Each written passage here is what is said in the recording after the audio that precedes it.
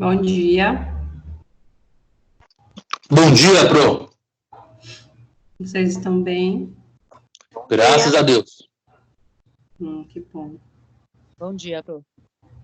Bom dia. Pessoal que está trabalhando aí, como é que vocês estão? De boa. Trabalhando muito.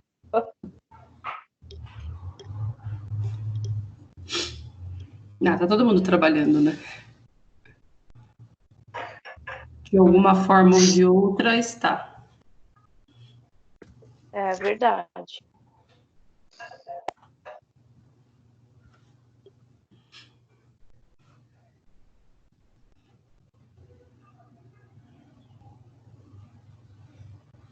Esperar mais um minutinho até o pessoal terminar de chegar, tá?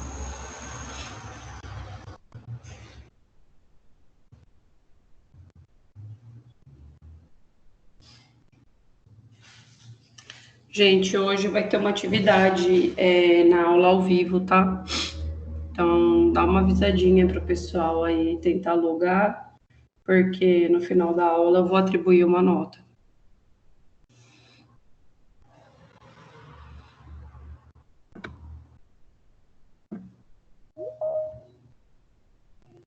Tá faltando uma galerinha aí para entrar.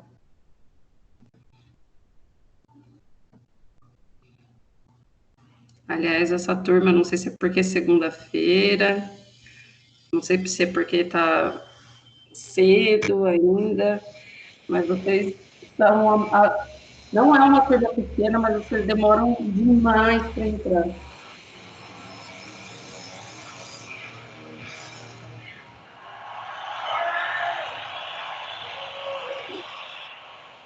Bom dia, Fê. Oi, Dani, bom dia, bom dia. Eu já lancei a pontuação de vocês viram? Não cheguei a olhar, não. Eu já lancei, e aí, como eu estava falando, hoje a gente vai fazer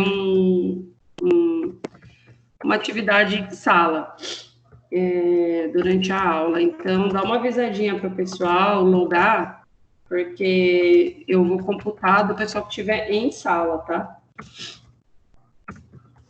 Ok. Eu não vi o Edielson, ele não participou da aula passada. A Roberta também não. A Roberta, assim como alguns colegas, estão tendo problemas porque mudaram a carga horária deles, né? Ao invés de eles trabalharem 6 horas, 12 horas, estão fazendo 12 por 36. Então tem dia que cai no plantão, tem dia que cai fora. Entendi.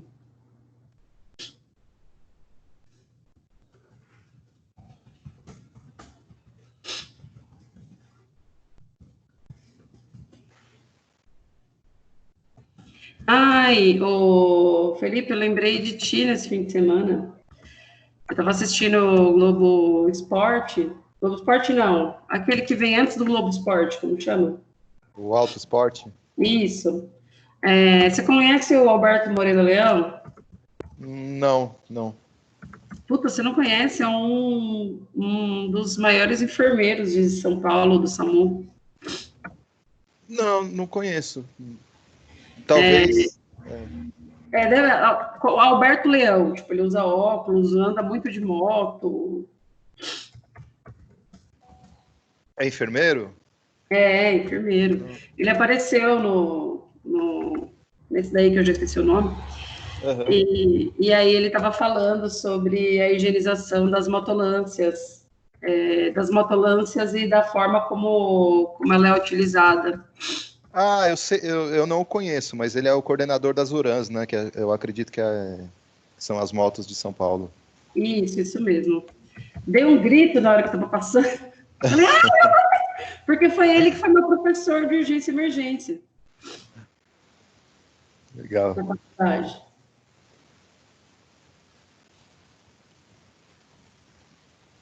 E aí eu achei o máximo, assim, ver ele na televisão. Não sei se foi um programa gravado, acho que foi, né? Não ia passar agora, né? Uhum. Ah, eu não tenho visto reportagem, não tenho assistido nada. Poderia. Se bem que assisti um documentário na Netflix, até recomendo para o pessoal assistir sobre o coronavírus. Não é nada sensacionalista, é bem científico a coisa. Fala sobre a estrutura do vírus, o RNA, como que ele é dele, é bem diferente de outros. É uma mutação do SARS. É bem interessante, está na Netflix. E é bem científico, eu achei, me surpreendeu. Tem bastante coisa legal sendo colocada agora para fugir dessa coisa sensacionalista, né? É. Eu, na verdade, eu tô me atentando a apenas um veículo de comunicação, porque senão eu tava ficando doidona. E me chocando muito, sabe? Então, eu só vejo uma coisa. Me atento para uma, apesar de ficar muito tentada a ver o Fantástico no final de semana. Somos dois. Eu fico tentado, mas eu falo, não vou ver, porque a cabeça da gente já não tá legal e começam a colocar informações que... A realidade é que todo mundo vai pegar. Quem é da saúde, a realidade é essa. Uns vão ser assintomáticos, outros vão desenvolver sintomas leves. É uma roleta russa, né? E outros, infelizmente, vão ter sintomas graves, mas a grande verdade é que é essa aqui, vai ser disseminada de maneira geral e todo mundo vai acabar pegando. Também acho.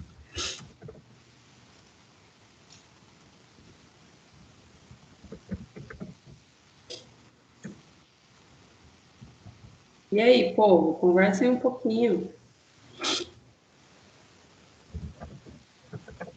Só para me dar mais um minutinho para o pessoal chegar. Porque senão vocês dormem. Tem uns alunos aí que eu não vou citar que sempre dormem no final da aula. Às vezes acontece. Mas é pós-plantão, né? Ainda bem que eu nem terminei de citar o nome, ele já sabe que é ele.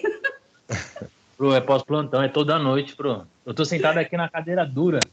Oi, judiação. Só para não dormir. Bom dia, Pro. Bom dia, Jami. O pessoal tá pedindo pra você autorizar aí pra eles entregar que eles estão esperando. Opa. Olha, só falar que vai ter atividade que o pessoal chega. Obrigada. Obrigada a você.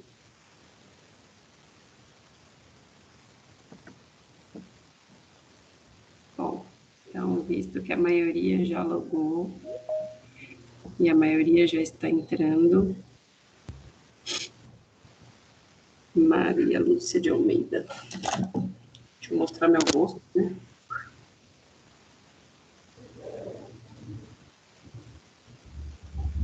Bom, hoje, como eu falei, a gente vai falar um pouquinho das divisões dos traumas, porque na aula passada a gente falou comum geral, e aí hoje a gente vai entrar um pouquinho sobre o TCE, tá? Porque dentre eles é o que mais acomete, é o que tem mais morbidade de todos aqueles que a gente falou. Tudo bem? Vou compartilhar a tela, como a gente sempre faz, e vocês só sinalizam para mim se vocês conseguem ver, tá bom?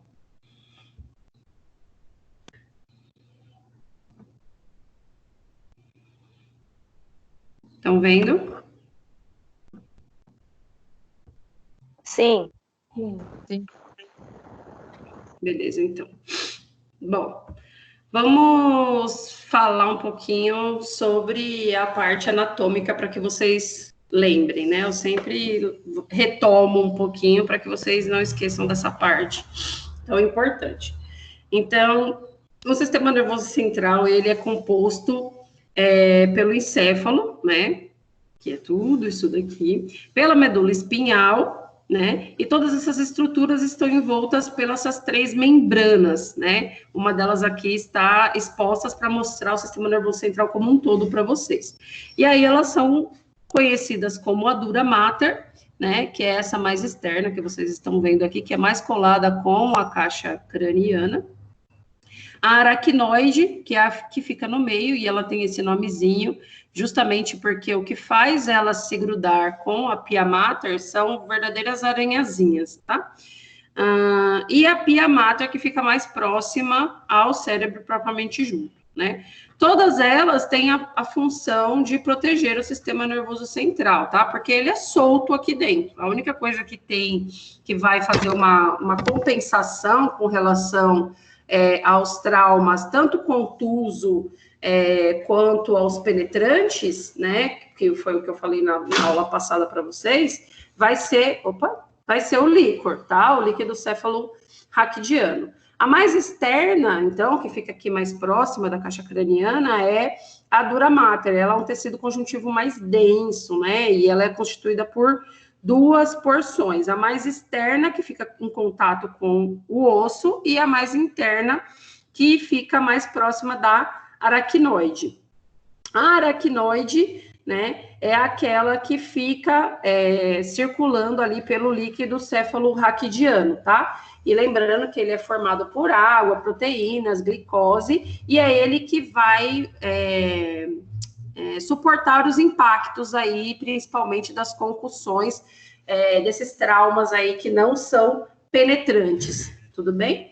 A função dele é suavizar esses impactos. E a pia mater propriamente dita, que é a membrana que fica vascularizada, e ela é muito vascularizada, tá? Localizada nessa parte mais interna, mais próxima aí ao cérebro, que fica em contato direto com o sistema nervoso central, né? Sendo ela um pouco mais espessa e um pouco menos vascularizada do que as outras membranas.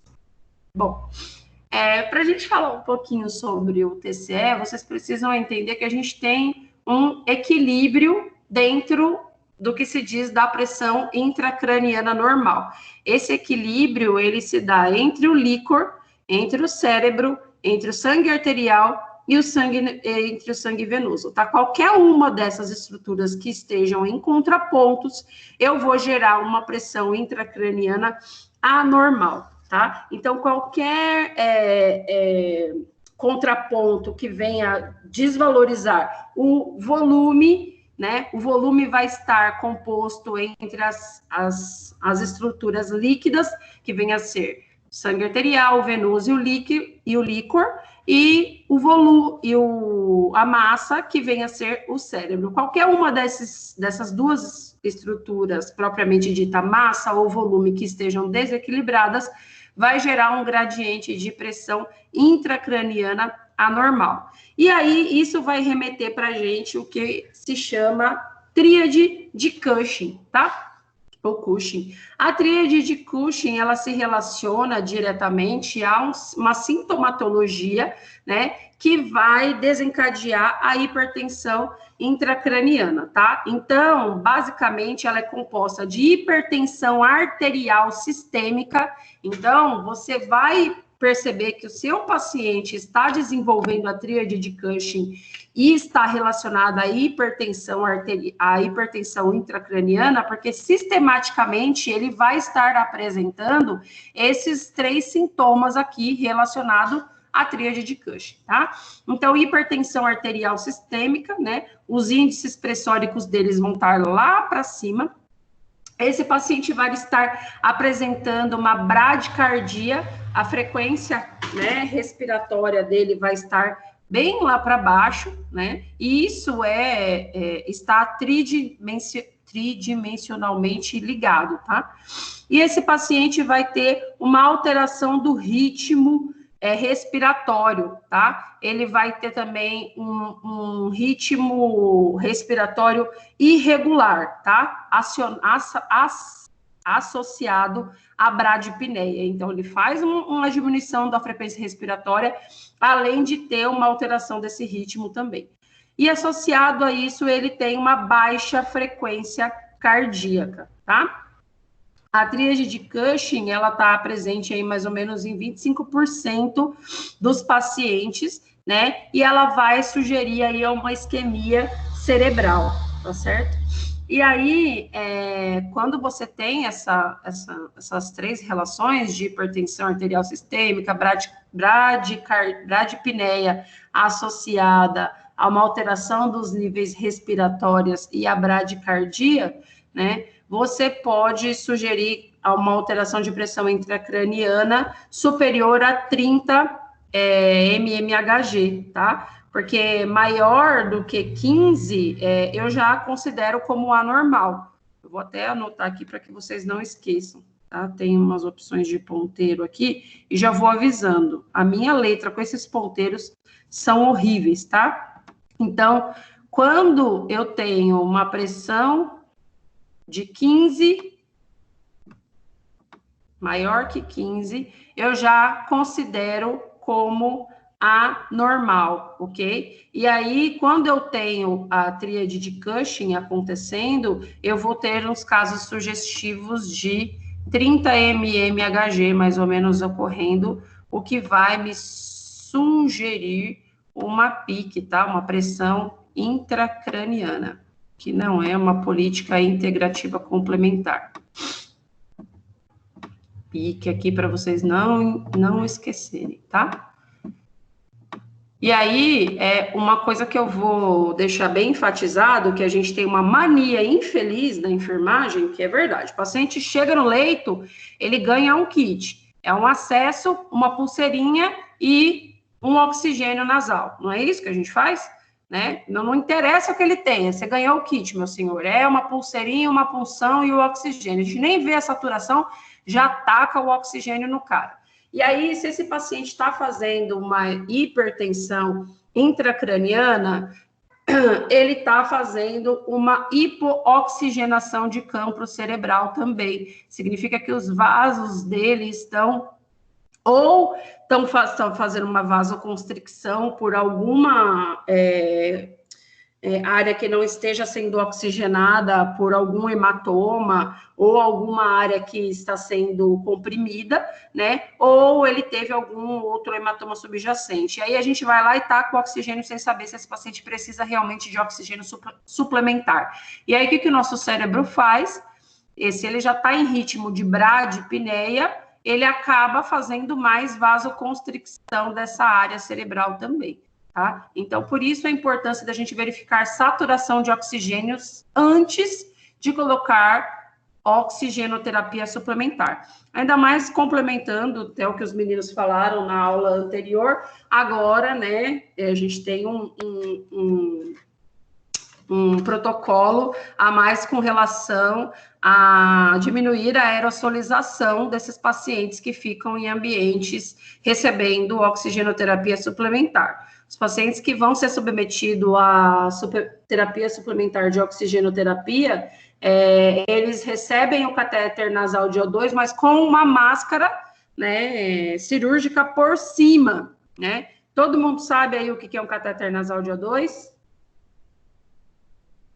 Sim? Sim, sim. Sim, pro. Sim. Sim, Pedrinho? Tá? Então, aquele catéter nasal de O2 tipo óculos, e aí coloca a máscara cirúrgica por cima para diminuir a aerosolização, para diminuir aí a virulência da COVID dos profissionais de saúde e também dos pacientes que estão lá internados. E aí eu vou chamar para vocês a atenção com relação à avaliação desse paciente da escala de coma de Glasgow, né?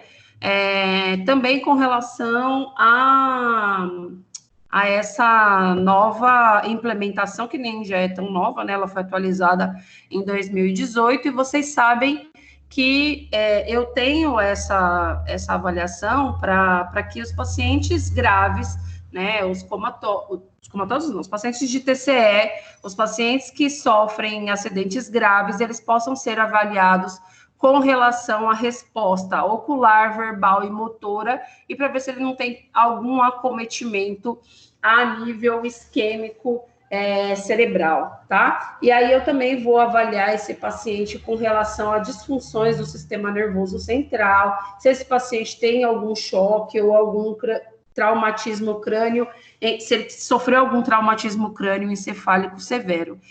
Então eu não posso utilizar a escala de coma de Glasgow para pacientes que estão em intubação orotraqueal ou sedados? Pode sim, tá? Só que eu vou aplicar essa nova escala de coma de Glasgow que vocês estão vendo aqui algumas alterações, como, por exemplo, no paciente comum, quando vocês vão fazer essa avaliação com ele, eu tenho, no que tange a abertura ocular, se você chega no leito, você já está chegando para entrevistar ele já abre o olho normalmente, você pontua 4, né? Se ele só abre os olhos quando você o chama, somente ao comando verbal, ele pontua 3. Se você faz uma pressão de abertura dos olhos, observem que antes nós tínhamos uma questão relacionada à escala de Coma de Glasgow referente a estímulo doloroso. A gente não tem mais estímulo doloroso na escala de Coma de Glasgow para nenhum dos parâmetros. Tá? Puxa vida. Não pode, tá? É mandatório, é regra de ouro, que eu não posso causar dano ao paciente. Então, tudo vai ser relacionado à pressão. E aonde são essas pressões? Eu vou tirar a tela aqui para colocar a minha linda imagem matinal pós-banho. Abre câmera. Aonde são essas pressões? Onde elas vão ser feitas, né? Não tem mais aquele negócio de fazer estímulo doloroso aqui na região external, tá? Acabou isso. Nem fazer no mamilo. Esquece esses tipos de metodologias arcaicas, tá? Agora, né, desde 2008, na verdade, foi delimitado que eu faço pressão aqui no leito ungueal, tá? Eu esqueço que a câmera aqui em cima, eu acho que eu tô me vendo aqui embaixo. Aliás, eu não sei como que vocês me veem, se vocês me veem em tela grande, se vocês me veem em tela pequenininha, eu me vejo num pedacinho de 2x2, assim. Então, eu acho que vocês também me veem pequenininha. Mas a pressão é feita no leito ungueal, então você faz uma pressão com a caneta, né? Você também faz uma pressão aqui na região supraocular aqui, eu esqueci o nome dessa região, depois eu pego na referência literária para vocês, para não falar besteira, tá? Ou também você faz aqui nessa região aqui do trapézio, tá? É só nessas 3 regiões. Então, acabou aquela sofrência aqui na região do externo, que só quem recebeu esse estímulo doloroso, eu nunca recebi, mas eu já fiz em mim mesmo e eu sei que dói, tá? E também no mamilo, que também nunca fiz, mas não deve ser uma sensação muito boa, né? Tudo bem até aí? Tudo. Tá, pronto, tá de boa. Então, beleza. Vamos continuar aqui com a aula. Estão vendo a telinha aí? Sim. Beleza. Bom, então, do que eu estava falando, a gente não tem mais a aplicação, então caiu, já é proscrita, né? Não, eu digo como proscrita tudo aquilo que não se usa mais. Então, proscrito estímulos dolorosos. Eu só tenho pressão na abertura dos olhos, esse paciente conta como 2, tá? E aí ele não, mesmo com a pressão, ele não abre, ele conta 1. E esse NT aqui, esse daqui é como não testado. Por alguma situação, você não conseguiu fazer esse teste. Em que situações, por exemplo? O paciente teve algum trauma em região periorbital, você não vai fazer uma pressão nesse local, né? Ou você está numa situação que o paciente ainda está de capacete, você não conseguiu fazer essa remoção, você também não vai fazer uma pressão, não vai poder conseguir fazer, então você coloca como não testado, ok? Resposta verbal, chegou ao leito, o paciente estava orientado e conversando, né? Desorientado, né? Ele fala palavras que você não consegue compreender, está totalmente confuso. Ele emite só palavras, que também, isso daqui foi mudado, tá? Eu tinha uma referência diferente. Peraí que tem alguém preso no lobby. Ele emite palavras aleatórias, né? Então, você fala, bom dia, seu João, e aí ele diz café, né? Ou ele diz trem. Aí você refere a pontuação 3. E se ele emite somente sons, né? Então, faz somente sons que são ininteligíveis para você, você pontua 2. E se ele não emite nenhum tipo de som, 1. E não testável, nessa condição aqui, aí sim você considera o paciente em IoT. Paciente em IoT, ele não vai responder para você, tá? Eu também posso considerar pacientes comatosos como IoT. Paciente sedado não vai responder para você nessa circunstância aqui, mas o paciente que está voltando da sedação, como aquele paciente que está em ventilação mecânica, que ele já é responsivo, ele pode ter resposta verbal e abertura ocular. Tudo vai depender de como ele está respondendo à ventilação e à sedação, tá? Resposta motora também mudou, tá? Então, ao comando, você pede para o seu João levantar o braço direito, ele levanta. E outra coisa, vocês têm que levar em consideração a melhor resposta e as limitações desses pacientes, tá? Vamos supor que aquele paciente que você está entrevistando, ele já tenha de base alguma hemiplegia, porque ele já era AVCzado de base, tá? Ele já tinha uma AVE do lado direito. Você vai testar o lado esquerdo, tá? Então, se esse paciente já tinha alguma deficiência da acuidade, uma diminuição de acuidade auditiva, você precisa levar isso em consideração e precisa fazer o registro disso, tá? Porque senão esse paciente fica deficitário com relação à resposta verbal, tá? Então, você sempre vai levar em consideração a melhor resposta desse paciente. Se ele tem deficiência de um lado, você testa o outro. Ele localiza a dor quando você faz pressão, ali no leito ungueal, né? Ele faz... Isso daqui também mudou, né? Nós tínhamos antes a questão da decorticação e nós tínhamos a questão da descerebração, né? E mudou. Nós temos agora flexão normal e flexão anormal para essas pontuações. E também temos correlacionados aqui a não testável, né? Quando você vai... você tem essas dificuldades, como eu já falei, que você não consegue testar, mas aí você faz uma anotação referente a isso. E o que mudou também? Nós temos a escala de coma de Glasgow P, como vocês estão vendo aqui, ó, tá vendo? Um P referenciado, tá? A ECG P, escala de coma de Glasgow P, ela vai referenciar com a testagem de luminosidade das pupilas, tá? Então, você vai subtrair dessa escala de coma de Glasgow, que antes a gente falava assim, olha, a escala de coma de Glasgow só pode ir até 3, não era assim que a gente falava?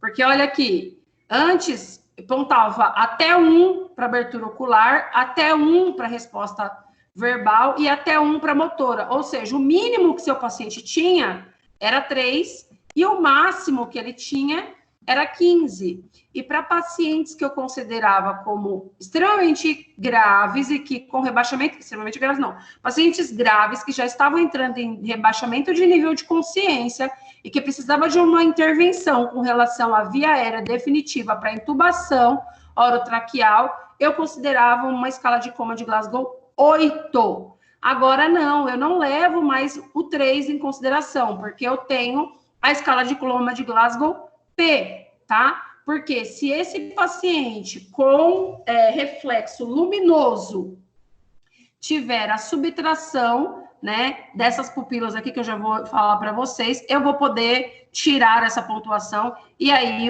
a subtração dele vai ser até 1, ok? Bom, vamos lá.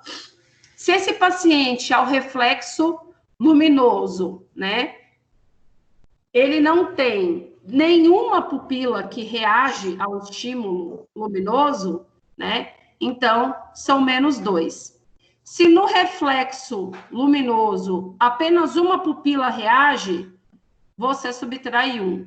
E aí, se as duas pupilas reagem, você não vai subtrair nada dessa escala de coma de Glasgow. Ela fica normal. Vocês entenderam? Peraí.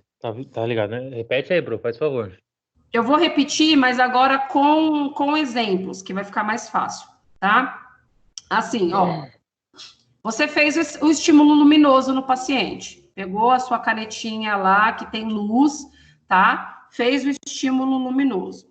Então, você fez o estímulo luminoso, e aí, quando você fez o estímulo, só uma pupila fez esse estímulo, tá vendo? A resposta de uma só, tá vendo? Esse paciente tem midríase de um lado, e do outro, desse paciente aqui, eu não tenho resposta. Se só uma responde, eu vou ter pontuação 1. Eu vou subtrair 1, porque é unilateral, tá? Agora, se esse paciente, porque, ó, midríase bilateral não é o normal, tá? O normal é que eu tenho pupilas isocóricas, tá? Pupilas normais. Qual que é a minha pupila normal? É essa daqui, ó. Vamos supor que as duas pupilas estivessem desse jeito. Eu fiz a fotorreação e as duas ficaram desse jeito. Se as duas ficaram desse jeito, eu não vou subtrair nada. Entenderam? Uhum. Agora, se eu faço a fotorreação desse paciente e só uma reage, eu vou subtrair 1. Agora, se eu faço a relação da fotoluminosidade e as duas... Não, já falei o exemplo das duas reagem, eu não subtraio nada. Uma só reage, eu vou subtrair 1. Mas midríase, que aqui eu estou dando exemplos patológicos para vocês, tá? Midríase e miose, na verdade, eu tenho reflexos que são patológicos, tá? Esse daqui é um reflexo que eu vou dar menos 1. Por quê? Eu tenho miose de um lado e eu tenho pupila isocórica do outro. Estão vendo? Sim. Ficou difícil de interpretar? Não, essa questão aí se faz depois que fizer toda a escala de coma de Glasgow, né? Sim. No paciente entubado, é isso? Isso. Ok. Tá? Mas isso, assim, é um diferencial, tá? Vai mudar para uma intubação? Ah, professora, a escala de coma de Glasgow é o enfermeiro que faz? Sim. É o técnico que aplica a escala de coma de Glasgow? Não, é o enfermeiro. E aí, na hora que eu estou aplicando a escala de coma de Glasgow, poxa, professora, bateu 8. Aí eu fiz a escala de coma de Glasgow P. E aí ele baixou para 8. É um diferencial para intubação? Olha, não. Tá? Acontece que eu vou evidenciar, tá, possíveis lesões cerebrais nesse paciente. Aí é um diferencial. A escala de coma de Glasgow, ela é um diferencial. Ela não vai ser uma exceção com relação à intervenção para uma via aérea definitiva. O paciente bateu lá no 8, cara, corre que ele precisa de uma via aérea definitiva para oxigenação, ok? Ô Dani, só uma coisa que não ficou clara, não na avaliação da pupila, na anterior, quando não tem, isso vai afetar o score, por exemplo. Sim, porque aí eu não vou ter da onde me basear para pontuar esse paciente. Sim. E aí, o score vai ser totalmente diferente. Vai dar zero? O NT é 0? Vai, e aí você vai ter que referenciar, tá? Então, vamos supor que você fez... você colocou 3 para abertura ocular, você colocou NT para resposta verbal, tá? Porque ele não respondeu, porque no tubo ele não conseguiu se expressar. Então, NT para o tubo. E aí você colocou como resposta votora, ele conseguiu 6. Então, esse paciente tem 9, e aí ele perde o restante aqui. Ele tem... Aí, quando vocês colocam 9, gente, presta atenção. Eu adoro enfermeiro que vai fazer evolução e coloca assim, escala de coma de Glasgow, 13. Aí você fica olhando para a cara dele e fala assim, tá, e perde aonde? Cadê os outros 2? Ele perdeu na onde? Eu vou ter que adivinhar. Porque o que acontece, gente? Evolução de enfermeiro é das 24 horas, tá? Então, se você acabou de pegar plantão e você chegou à noite, quem fez essa evolução do paciente? Foi o seu colega da noite anterior. Você encontrou com ele? Não. Não, porque você está pegando o plantão do enfermeiro do dia. Então, você está lendo a evolução de um cara que saiu há 24 horas atrás. E aí você está lendo a evolução para você, óbvio, né? Parece um pleonasmo isso, mas eu tenho que dizer, para evoluir o seu paciente. Aí você bate o olho lá e fala assim, ué, o cara tem 13 de Glasgow, mas ele perdeu aonde? Nas 24 horas? Você não sabe, né? É porque o cara só copiou e colou ou ficou com preguiça, né? Então, se você colocou a escala de coma de Glasgow 13, você precisa colocar assim, eu não gosto de abreviar, tá? Porque eu só abrevio se dentro da minha instituição isso já estiver designado, tá? Então, 13, sei lá, eu coloco lá na resposta verbal, aqui eu vou abreviar porque eu não consigo escrever, tá? Na resposta verbal, ele perdeu 2 pontos, então, resposta verbal 3, tá? Ele perdeu 2 pontos e aí eu já sei que foi resposta verbal que fez esse paciente perder 2 pontos, ok? Bom, aí, Fê, vai ser a mesma coisa com relação ao NT. Quando você for nesse 9 aqui, se eu for escrever, vai ficar uma bagunça aqui. No 9, você vai referenciar esse NT com relação ao resposta verbal, porque não foi testado. Diminuiu o score devido a não ter uma resposta da resposta verbal. E aí você fala, mas não foi para o tubo? Como é que foi? Você não foi testado, devido a alguma condição. Geralmente, esse não testado está relacionado a pacientes já em OT, tá?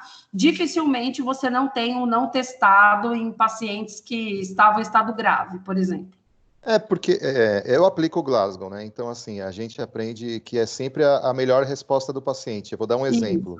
O paciente tem uma tráqueo, ele já faz uso de tráqueo há anos. Ele não fala, muitas vezes ele não fala, mas ele gesticula, porque você está avaliando a parte neurológica. Exato. Então, a resposta verbal dele, se você for pensar, é 5, porque ele não fala, mas ele gesticula, o mudo. Isso. O mudo ele não fala, mas ele está orientado e conversando da maneira dele.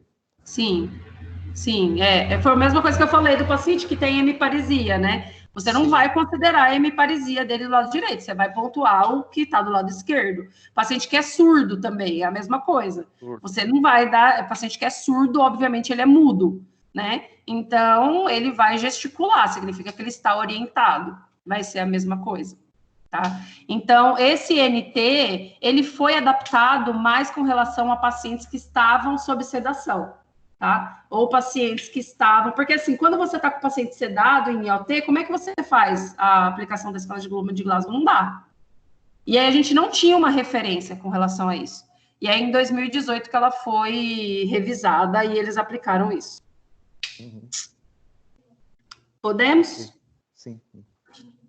Beleza. Bom, aqui o que eu estava querendo passar para vocês era o que significa, né, quando a gente faz uma avaliação pupilar, né? Isso daqui, gente, está mais relacionado à avaliação neurológica para especialista propriamente dito, tá? Não significa que vocês não devam conhecer ou que não é interessante para nós, enfermeiros, sabermos o que significa, tá? A gente tem sempre que ter um diferencial e ir além, né? Como eu falei, o normal é que quando a gente faça esse teste, o que acontece quando a gente faz um teste de fotorreação?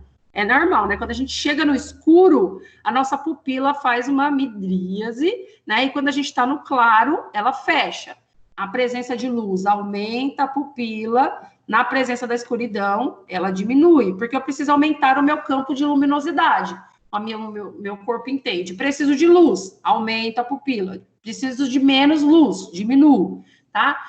Então, essa daqui é uma pupila isocórica. Quando eu faço a fotorreação, né, e eu tenho uma midríase de um lado só, né, o que significa isso? Eu vou ter uma relação de herniação, né? Então, eu tive lá um trauma e significa que eu estou herniando, né? Um pedaço do meu sistema nervoso central está extravasando para algum lugar que não deveria, por alguma serrilhação, algum trauma da região craniana, tá?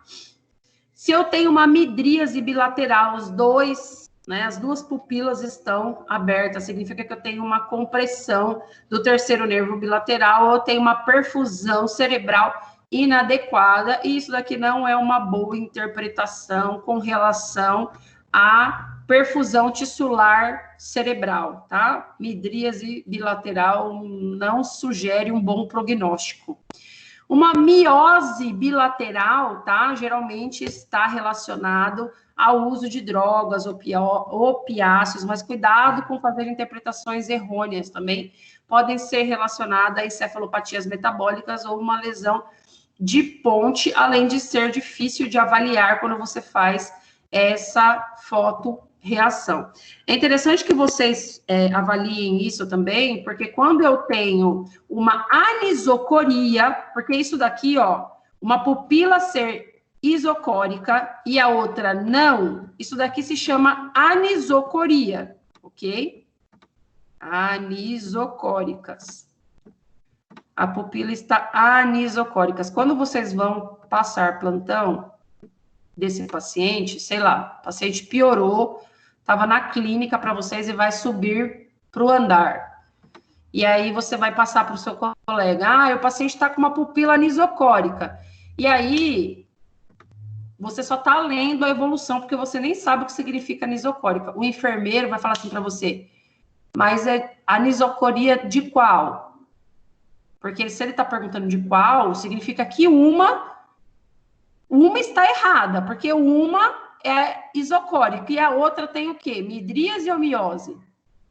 E aí você vai ter que referenciar, olha, a direita tem miose ou tem midríase, ou a esquerda tem midríase ou tem miose. Cuidado, tá, enfermeiros? Que eu já vi enfermeiro passar bastante vergonha com isso. Bom, vamos aí aos tipos de... Podemos, gente? Claro, Bruno. Beleza. Sim. Oi? Me dá só Mete um bronca. minuto. Mete bronca?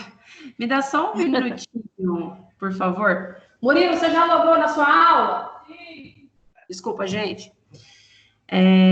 Vamos lá. Nós temos alguns tipos de fraturas com relação ao TCE. É interessante vocês saberem interpretar isso. Interpretar não, porque vocês isso não é mandatório para que vocês observem isso na questão de exames de imagem, mas para que vocês observem que como faz diferença na interpretação desse paciente quando ele tem uma queda, como eu falei, né? Principalmente os pacientes de queda de altura ou de motocicleta, né? Então, eu tenho as fraturas lineares, né? Vocês estão vendo aqui no raio-x, ó. Ela vem de uma base a outra do raio-x, né? E as que são afundadas, tá vendo aqui na tomografia? Olha aqui. E o que vai fazer de diferença? Principalmente a sintomatologia desse paciente. Esqueci das abertas também. Olha que bonito que fica. Essa daqui, ela está associada também à queda, mas elas também estão associadas a traumas contusos, tá? Ou os traumas penetrantes também, né? Por ferimento de arma branca ou por ferimento de arma de fogo, tá?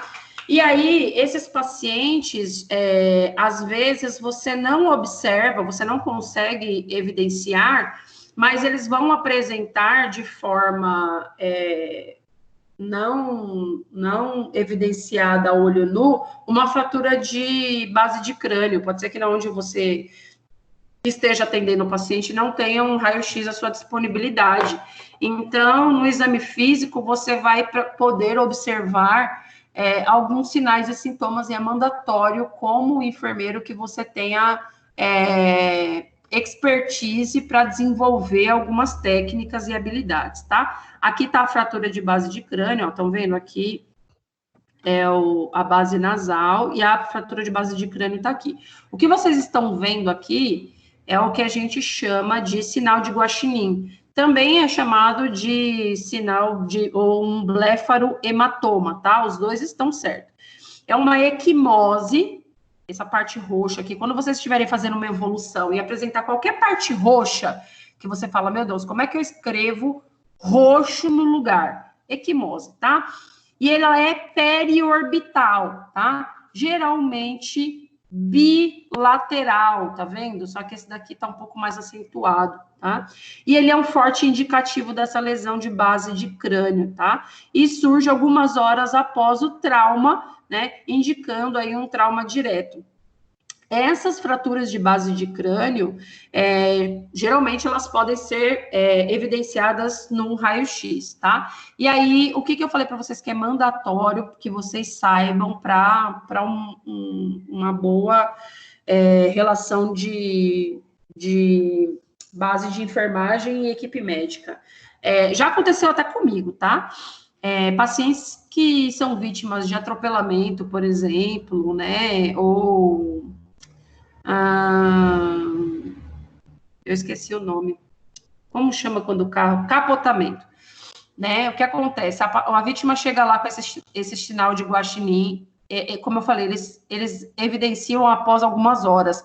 Mas se esse paciente foi vítima de um atropelamento ou de um capotamento, você não sabe ainda se ele tem uma fratura de base de crânio ou não. Principalmente se ele foi vítima de TCE, tá? E aí, primeiro, né, eu vou fazer o suporte de vida básico desse paciente. Eu preciso estabilizar, né, a parte cervical e via aérea desse paciente. E aí você está lá atendendo o paciente, tentando estabilizar a criatura, e aí o médico fala assim para você, agora passa uma sonda nasointeral nesse paciente. Ou, se não, passa uma sonda nasogástrica nesse paciente. E aí, como eu já falei, já aconteceu comigo, tá? Não posso fazer isso, tá? Porque olha só o que pode acontecer, gente. Olha onde que é essa fratura aqui, tá? Às vezes a fratura é aqui, ó, da base do crânio, tá? E aí, quando você passa a sonda nasogástrica, a sonda nasointeral, eu introduzo ela por aqui. Qual é a chance de eu fazer um falso trajeto e essa sonda ela entrar aqui, ó?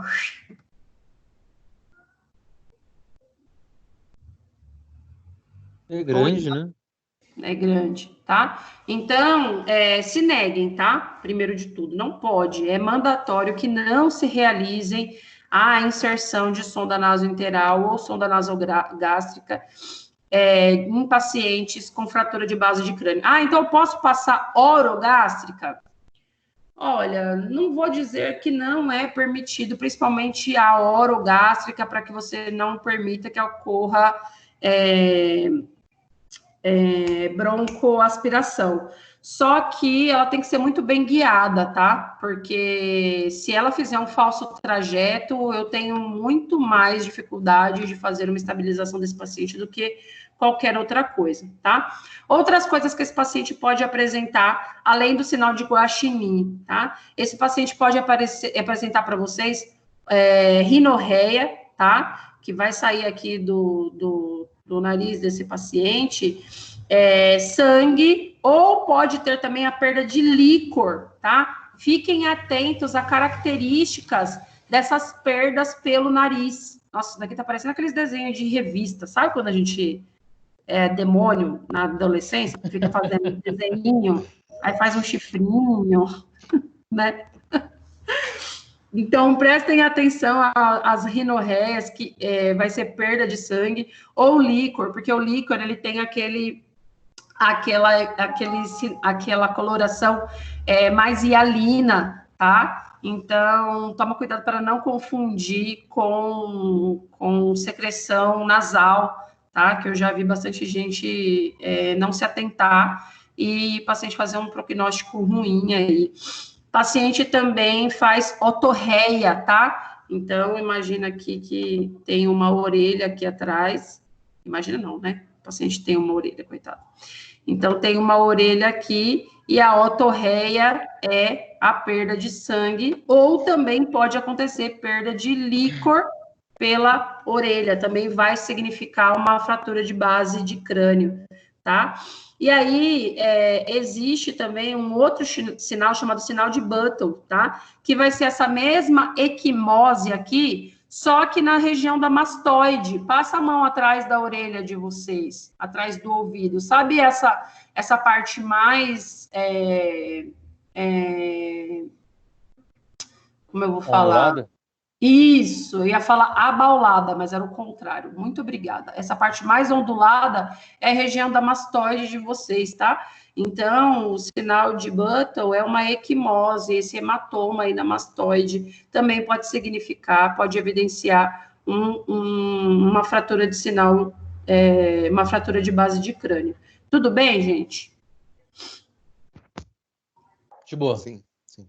Então, vamos lá. Ainda falando sobre o TCE, eu tenho alguns tipos de lesões, né? Eu tenho as lesões difusas. Oi? Desculpa, posso fazer uma pergunta? Sim, claro. Qual seria a coloração normal do líquor, esse da fratura? Então, o líquor, normalmente, ele é hialino, tá? Ele é bem clarinho. Só que no trauma, ele vai estar misturado com um pouquinho de sangue. Então, ele vai estar bem clarinho, com uma coloração rósea clara. Ah, tá. Tá? Obrigada. Imagina. Mas eu já vi líquor parece clara de ovo. Sabe clara de ovo? Oi? Sim. Isso, parece clara de ovo, tá? Então, pode ser que alguns tenham algumas rajadinhas de sangue, como não.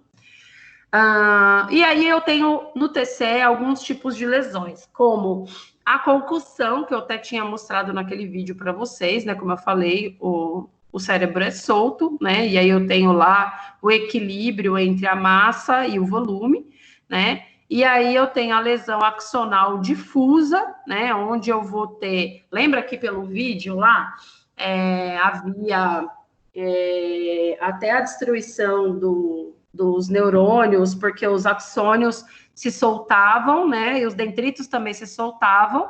E aí eu tinha morte celular, né, dos neurônios, que acabavam liberando algumas substâncias, né, e isso provocava uma lesão axonal difusa, né, e na concussão, então, eu vou ter a lesão da parte frontal e também da parte posterior, da parte occipital do cérebro, já que eu vou ter isso sendo feito de forma chicote. Então, isso, tanto, por exemplo, em lesões automobilísticas, atropelamentos, queda, como também nesses esportes aqui que vocês gostam de ver, que eu acho um horror. Bom, aqui na concussão propriamente dita, eu tenho um videozinho que demonstra praticamente aquilo que vocês viram na aula anterior, só que um pouquinho melhorado, né? Primeiro ele vai mostrar um pouquinho das meninges para vocês, lembrando das suas localizações e regiões anatômicas. Então, vamos lá. Tem o fluido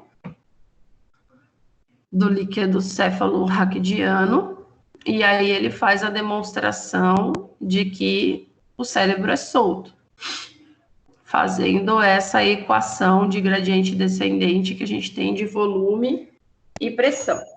E aí vocês estão vendo os neurônios, os dendritos, fazendo essa passagem sináptica aí a passagem sináptica do estímulo nervoso, né? Quando a gente sofre qualquer tipo de queda, qualquer tipo de concussão, né? Olha lá, isso em slow motion. Quando eu tenho essa concussão, olha lá, essa é a parte occipital, né? Eu vou ter uma soltura desses dendritos, olha lá. E aí eu tenho a dificuldade com relação à transmissibilidade desses impulsos nervosos, né? E isso pode acontecer de 24 a 48 horas. Lembrando também que o trauma, ele tem esfera trimodal, né?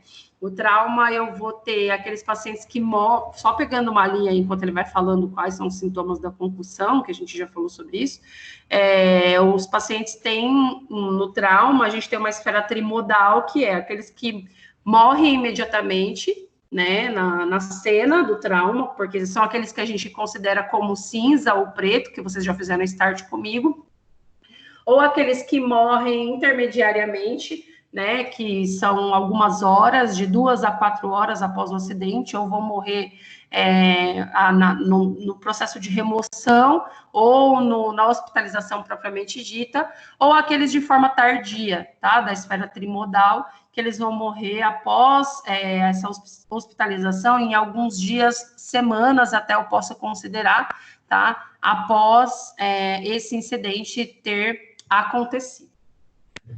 Agora ele vai ficar falando eternamente e eu não tenho paciência.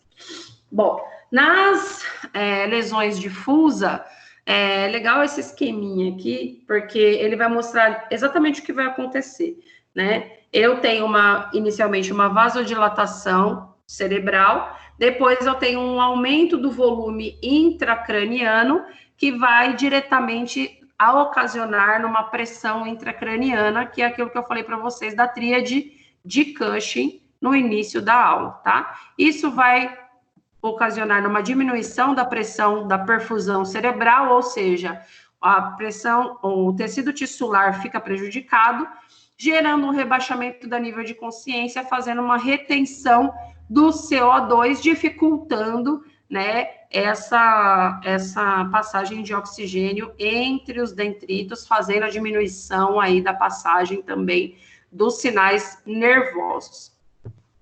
Eu também tenho, além das lesões que vocês viram, né, de forma difusa, tem as lesões focais, né, como a contusão e no hematoma intrapariquematoso, né?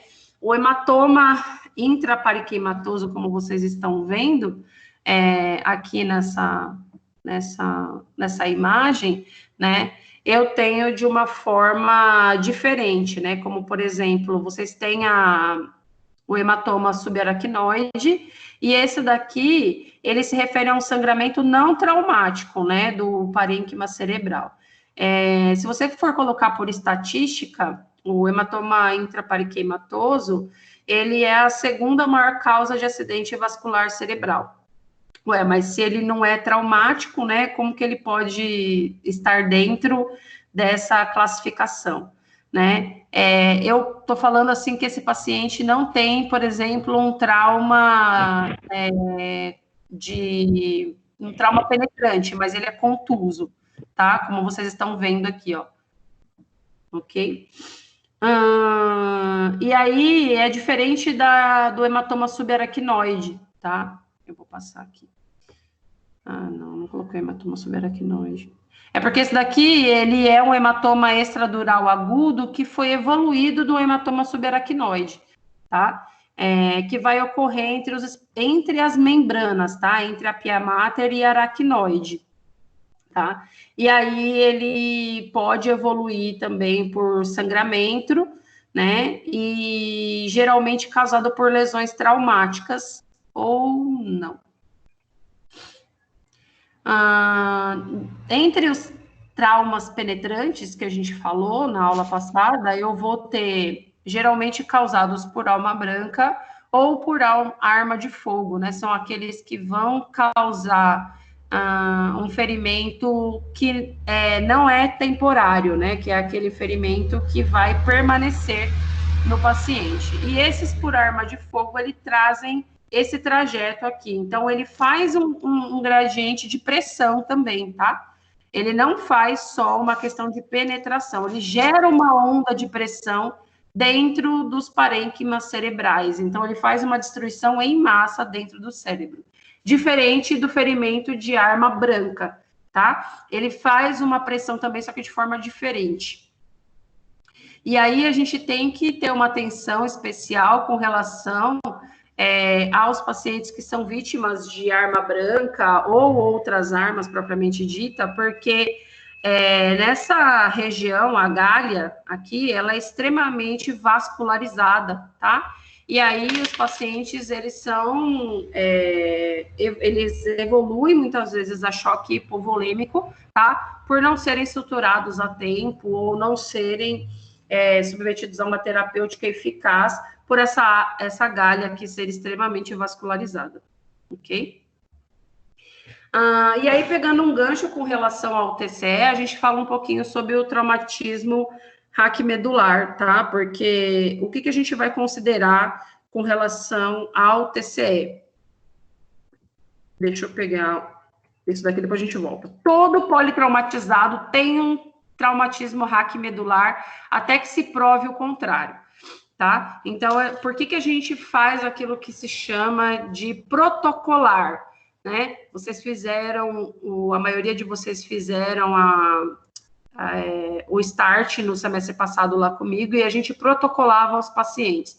Por que tem que protocolar? Porque a gente não sabe se o paciente tem um traumatismo raquimedular. Então, até que se prove o contrário, né, a gente trata ele sempre como esse tipo de estatística. Agora, eu vou voltar lá, tá? No Brasil, a gente tem uma incidência muito maior de casos em homens do que mulheres, tá? Porque ele está diretamente relacionado a veículos automotores. Porque vocês gostam de viver mais perigosamente, né, meninos? E aí ele também está relacionado a uma faixa de adultos jovens, ok? Ele também está mais diretamente, intrinsecamente ligado a acidentes automobilísticos, né? Depois em mergulhos de asas rasas, e aí fazendo uma correlação bem próxima de quedas, e depois eu tenho ferimento de arma de fogo e acidentes esportivos logo na seguida, tá? Lembrando da anatomia, nós temos 33 vértebras, e aí elas vão ser divididas aqui, né, entre 7 cervicais, 12 torácicas, 5 lombares, 5 sacrais. Ixi, fiquei muito grande, demorou muito para fazer a linhazinha. 5 sacrais que vão ser designadas como o COX, né? Já no traumatismo raquimedular, eu vou ter algumas diferenças com relação ao atendimento desse paciente, tá? Existem algumas novas terapias que falam que o protocolo desse paciente vai mais dificultar do que facilitar com relação às vértebras, tá? E aí, realmente, elas são inteiramente novas, porque elas vão falar que você manter o paciente por muito tempo de forma imobilizada vai trazer mais prejuízos e injúrias do que se esse paciente fosse hipermobilizado e mantesse ele em forma normal de atendimento, tá? Alguns municípios, como por exemplo... Ai, agora fugiu o nome. Campinas. Mas é ali perto de Campinas, não onde vende linguiça apimentada. Fala aí o nome do lugar. Sei não. Sei que Campinas não tá usando um protocolo novo para colar cervical, para prancha. Sério? Então, eu esqueci o nome agora, chama Bra alguma coisa, esqueci o nome, onde vende a linguiça apimentada. Eu tenho uma raiva dessas demências que eu tenho em aula. Acho que eu tô com... Bragança. Bragança, obrigada! Aí. Ainda bem que eu sempre tenho uma coisa para referenciar. Linguiça apimentada, isso. Bragança também usa. Campinas e Bragança também estão fazendo esse novo protocolo.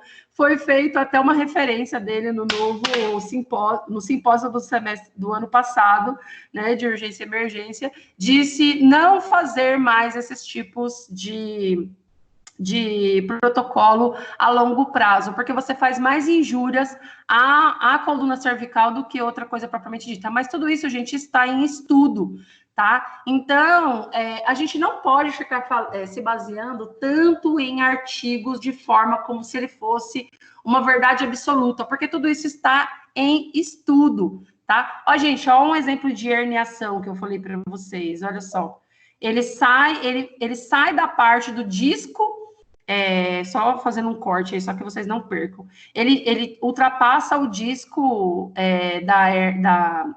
da coluna, e aí eu tenho uma composição da massa saindo, extrapolando o seu espaço propriamente dito, tá? E aí ele acaba tendo uma secção, né? E aí um extravasamento pelas colunas cervicais, aqui no caso. Então, quando fala assim, você tem uma hérnia cervical, esse pedacinho que tá aqui tá saindo para fora, tá? E é por isso que eu tenho esse extravasamento. Deixa eu parar aqui, que senão ele fica repetitivo, esse daqui. Então, do que eu estava falando, né? Eu tenho uma diferença com relação a esse pranchamento. Então eu aprendi lá no simpósio que não deve mais se manter o paciente em pranchamento por mais do que X horas. E aí eu vou manter isso, porque eu acabei de chegar no lugar onde eu trabalho e não é mais para protocolar durante 2 horas. Não, tá, gente? Toma cuidado, sigam o protocolo de onde vocês trabalham. Realmente o estudo é interessantíssimo. Eu até acho que poderia já ser utilizado, porque realmente me chamou a atenção e eu acho que eles têm razão, diga-se de passagem. Não vejo a hora de que isso seja implantado de forma total. Só que para isso aconteça, eu preciso dar sustentabilidade para todas as esferas de atendimento. Então, eu preciso dar material para que isso ocorra também de forma eficaz. Eu preciso que as camas sejam acopladas para isso e as macas também, tá? Mas é bem interessante, porque se vocês já ficaram mais do que 2 horas protocolados numa prancha rígida, vocês sabem do que eu estou falando. Bom, e aí o que a gente tem de atendimento novo com relação ao PH-TLS, né, no trauma? Eu tenho que pensar que esse paciente...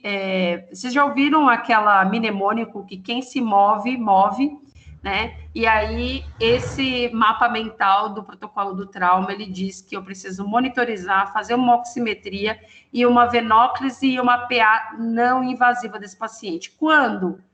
Posteriormente a esse primeiro atendimento do paciente, tá? Então, quando eu falo em ABCDE, não é só o A de respiração, B de ventilação, C de evidenciar para circulação, D de déficit neurológico e E de exposição, quanto a perda de energia, né, de calor, né? Eles estão evidenciados para mais do que isso, tá? Então, quando eu trouxe esse mapa mental aqui para vocês, é que vocês observassem que eu tenho mais do que isso, né, no novo PH-TLS. PH-TLS é aquele protocolo internacionalmente reconhecido, tá, para atendimento do politraumatizado. Então, na letra A, eu preciso garantir, né, que esse paciente tem estabilização da coluna cervical, né, que eu vou fazer com um material apropriado, né, que eu mantenha uma oferta de O2 garantida para esse paciente e as vias aéreas desse paciente tenha perviedade garantida também, tá? No B de boa ventilação, eu vou fazer essas 4 mandatoriedades aqui. Então, isso está diretamente relacionado, né, ao que tange a boa prática de enfermagem, de inspeção, palpação, percussão e ausculta, né? Vocês conhecem bem isso daqui, né? Depois, na letra C, eu vou evidenciar se esse paciente tem algum risco para choque, né? E aí eu vou além dos... Não tem mais 3 Ps, tá? Eu vou inserir um outro P aqui, tá? Então, eu vou evidenciar pele, perfusão e pulso, tá? E eu faço uma relação de pensamento desse paciente, tá? Porque a relação de pensamento desse paciente é que vai evidenciar se ele está fazendo uma boa perfusão cerebral, tá? E ele tem necessidade de reposição volêmica, né? Ele está fazendo uma perda de sangue, que ele precise fazer uma reposição relacionada não a eletrólitos, tá? Eu estou falando aqui de pacientes que precisam fazer expansão, então não é NaCl, eu estou falando de pacientes que precisam fazer expansão lá com Ringer, tá? O D eu vou avaliar agora, tá? Pupilas de Glasgow, tá? Então, lembra lá da nova implantação lá da escala de coma de Glasgow, verifica o déficit neurológico. E o E de exposição, então, previno hipotermia, né? E exposição, né? Coloco esse paciente lá, e não lembra que vocês aprenderam lá no SAMU com a Jéssica, né? A questão de implantar a malha térmica é para só proteger, para que ele não perca mais calor, mas eu não vou ter uma questão de fornecer, né?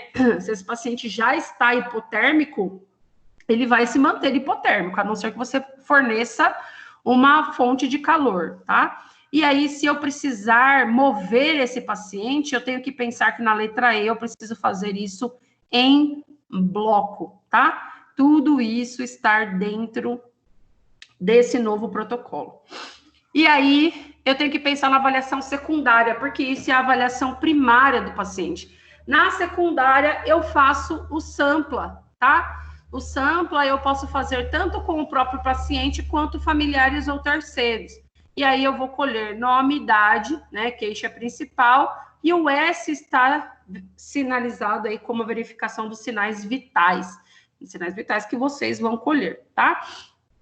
Depois eu vou colher a respiração desse paciente, como frequência, ritmo e amplitude, o pulso, novamente, tá? Pressão arterial, a pele, então vou verificar o turgor, a umidade, temperatura. Ampla, o A do ampla vai ser com relação a histórico de alergias, o M, se ele faz algum uso de medicamentos, né, com uso controlado, o P de passado médico, se ele já tem algum problema de saúde instaurado, o L com relação à ingestão de líquidos, né, ou qual foi a última alimentação que ele fez, e o A, e aí está evidenciado com relação à cinemática do trauma, né, aonde foi esse evento, como ocorreu, para que eu possa fazer um melhor prognóstico. Lembra que eu falei, se esse paciente estava envolvido com um acidente, com um local que no momento não foi evidenciado grandes traumas, na cinemática do trauma eu posso evidenciar melhor. E aí, com os métodos propedêuticos, eu faço, né, a avaliação complementar, né, melhor com relação à inspeção do exame físico. Ui, tudo bem?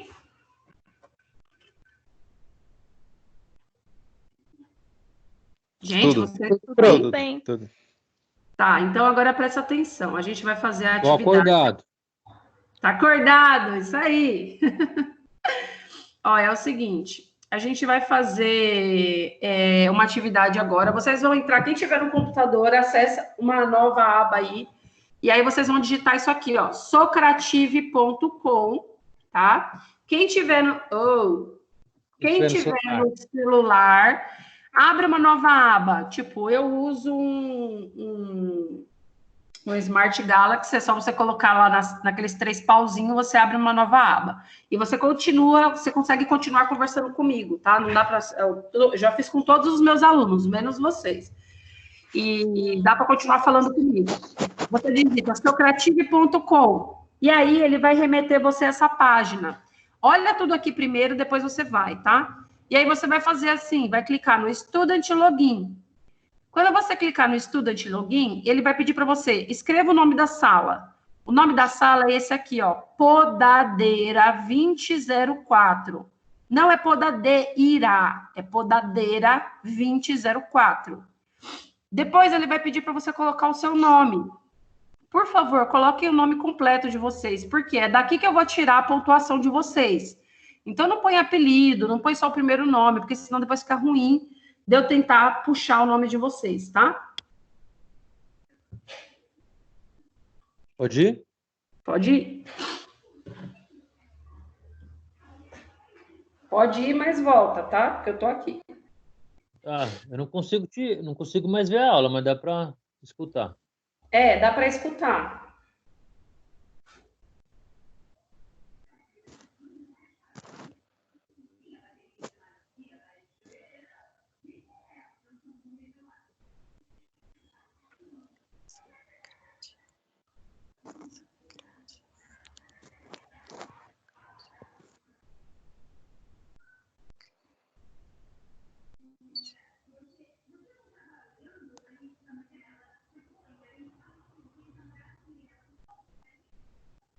Ô, Pro, tá, tem o login, tem inscreva-se grátis.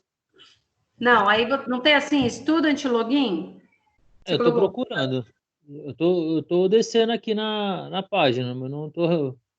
Não, tá, baixa aplicativo, entre em contato, atividades, tá. Não, você colocou socrative.com. Positivo, eu vou fazer de novo, mas tá, eu coloquei socrativo.com.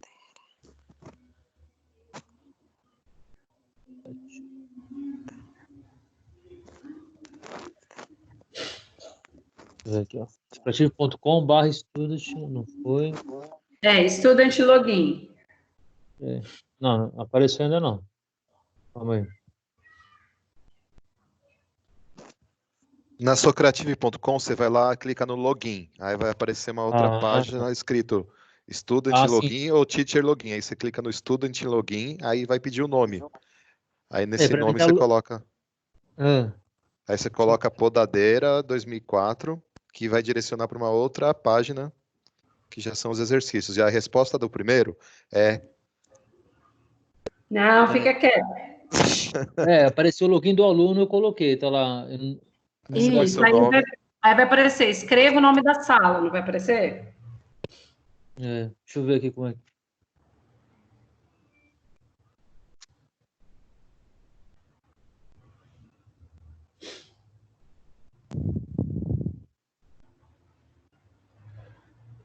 Podadeira 2004. Pode responder já, né? Pode responder que vai aparecendo aqui para mim. Beleza. Agora foi. Vamos lá. Foi? Agora foi, né? Perguntinha da hipertensão aqui, né? Isso, a resposta. Vamos lá.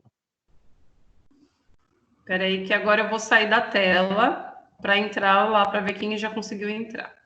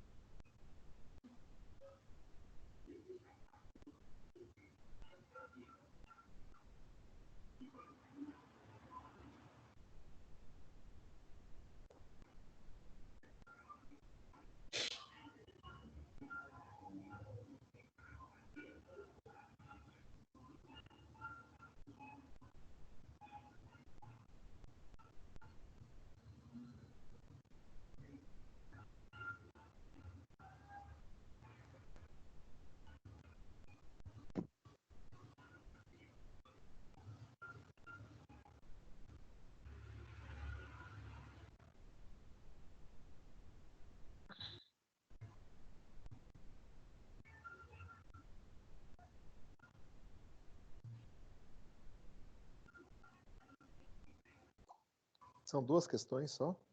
São só duas.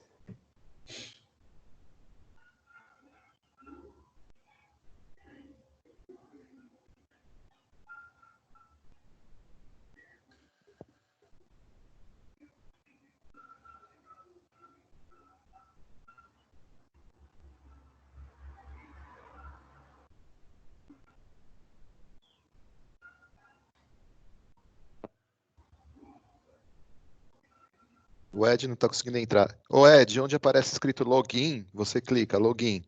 Aí vai direcionar para uma outra página escrito estudante ou professor. Aí você clica em estudante, aí você coloca, depois você vai colocar seu nome.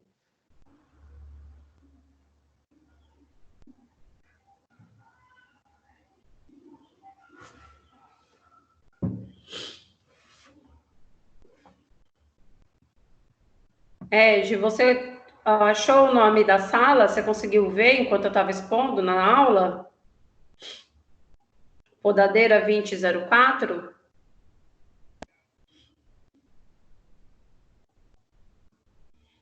O Ed ele não consegue responder, mas eu estou aqui com ele no WhatsApp.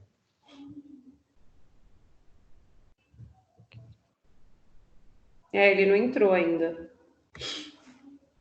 A Adriana Ribeiro já entrou, Almerindo, Caroline Gomes, Deise, Felipe Cruz, Hugo, Igor, Jamile, Maria Lúcia, Micaela, Michel, Michele, Rodrigo, Sandra, Sheila e Ana Lúcia.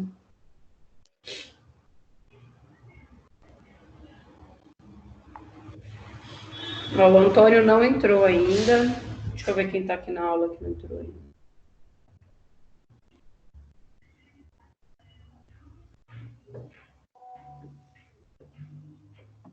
O Ed também não.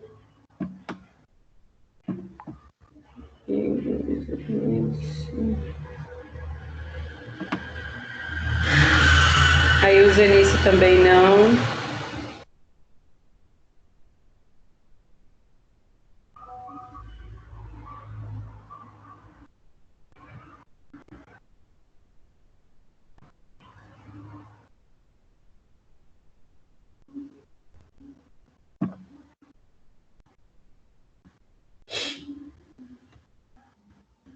Professora, demora muito para salvar? Para salvar? Como assim? Aparece uma mensagem aqui e está carregando e não... Não, quando fica carregando, é porque você já entregou. Ah, então tá.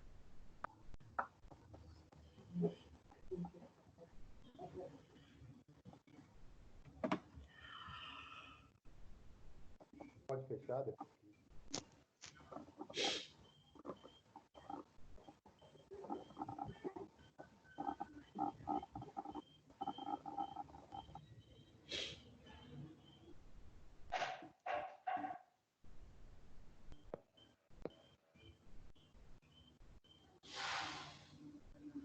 Ó, Antônio e o Zenice ainda não entraram, nem o Ed.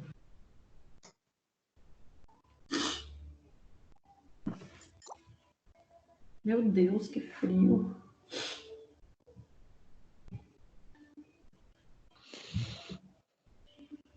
Professora, Oi.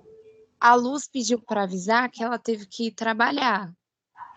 E ela só sai meio-dia. Tá, aí eu deixo isso daqui aberto. E aí, deixo aberto não, é assim, eu vou mandar o PDF no portal de vocês. E aí, quem não conseguir me mandar, eu deixo mandar até amanhã às 19h10. Mas aí, se não Tá mandar bom. até às 19h10, eu lanço a pontuação no AVA, tá? Tá bom, obrigado. Caraca, se eu soubesse. Quem que tá sendo... Sou eu, Pro, já respondi. Já respondi as duas. Doido para apanhar esse Hugo.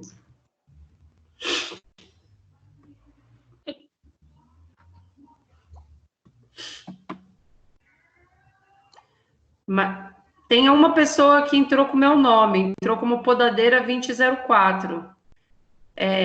Não sei quem é, mas na hora que eu for colocar o nome, aí vai ficar sem nota. Alguém colocou Podadeira 2004. Ele pede o nome da sala e depois ele pede o seu nome. Professora, é o Antônio, não estou conseguindo entrar. Será que não é você que colocou o seu nome como Podadeira 2004, Antônio? Não. Você tentou pelo celular, Antônio? Isso, pelo celular, não tem computador, não. Então, abre uma nova aba do celular. Professora, será que fui eu? Porque qual é o nome da sala? Nome da sala. Eu quem? Quem tá falando? É a Maria Lúcia. Eu achei que o nome da sala era Podadeira. Não, Maria Lúcia, seu nome tá aqui. Maria Lúcia de Almeida tá aqui. Ah, então não sou eu, tá.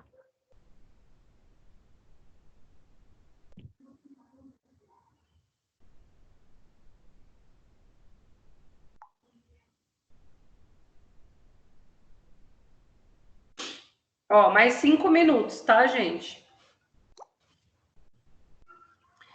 Que é uma forma super, tá dando super certo com todas as salas. O pessoal tem feito É uma forma rápida que a gente não precisa ficar falando eu quero A, eu quero B, eu quero C, senão a gente fica super... Não é nada dinâmico e a gente consegue fazer em sala mesmo.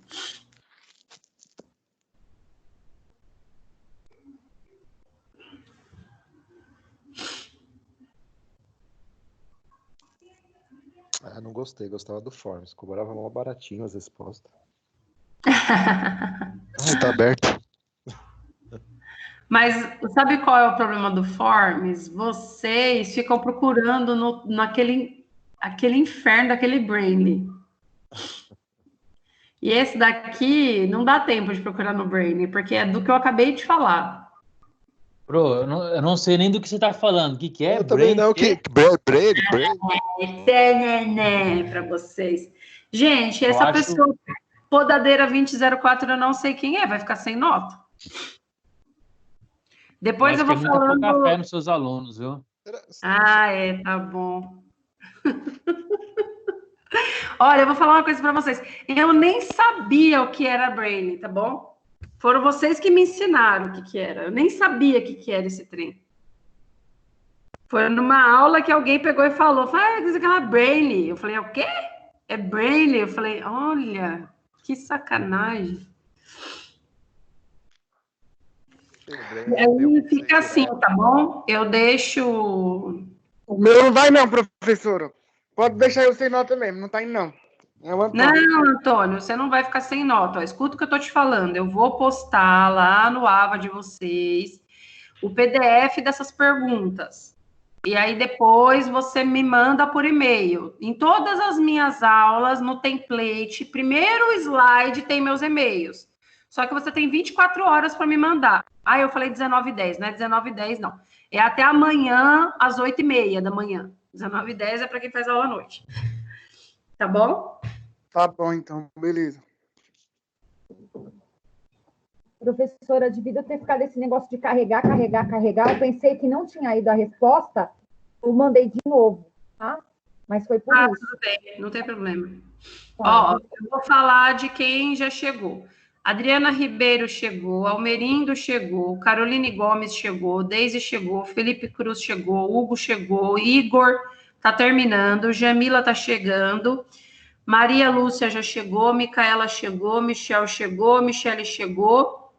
Esse Podadeira 2004 eu não sei quem é. Rodrigo de Almeida chegou, Sandra Regina chegou, Sheila Alves chegou, Ana Lúcia chegou.